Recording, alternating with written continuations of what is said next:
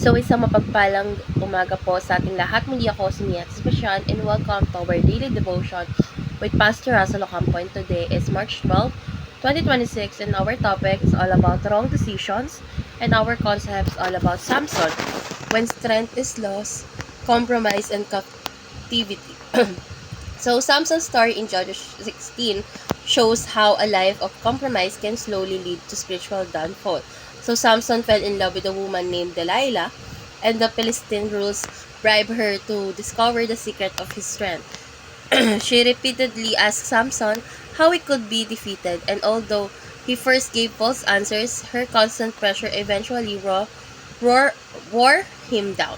Finally, Samson revealed the truth. His strength was connected to his Nazirite dedication to God, so symbolized by his uncut hair. While Samson slept, Delilah cut his hair. And when the Philistines attacked him, the Bible gives one of the saddest lines in the scripture. He did not know that the Lord had left him. His strength was gone, his was captured, his eyes were gouged out, and he was placed in prison. So Samson did not fail in a single moment. His downfall came from repeated compromises and careless decisions. So he ignored warning, toyed with temptation, and treated what was holy as something ordinary. So let's go on to our Bible reading, which is Judges chapter 16, specifically verse 15, NI version. Then she said to him, "How can you say I love you when you won't confide in me? This is the third time you have made a fool of me and haven't told me the secret of your great strength." So let's go on to our teaching. First is lack of self-control leads to misery. So Samson repeatedly allowed his desires and emotion to control his decisions instead of practicing discipline and wisdom. So he continued to play with temptation until it eventually destroyed him. So this teaches us that without self-control, even a person with a great strength or ability can fall into painful consequences. Second is the mouth of a fool leads to his own ruin. So Samson eventually revealed the secret of his strength because he could not control his words. What should have remained secret between him and God was exposed through a careless speech. And last is wrong decisions are not beyond redemption. So even though Samson made many poor choices, God did not completely abandon his purpose in him. Later in the story, Samson prayed to God again and God restored his strength for one final act against the Philistines. So let's go on to our application. First is pray for a spirit-controlled life. So human strength and willpower alone cannot overcome temptation.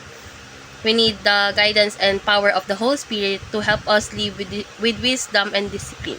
Through prayer and dependence on God, we can develop the self-control that protects us from destructive decision.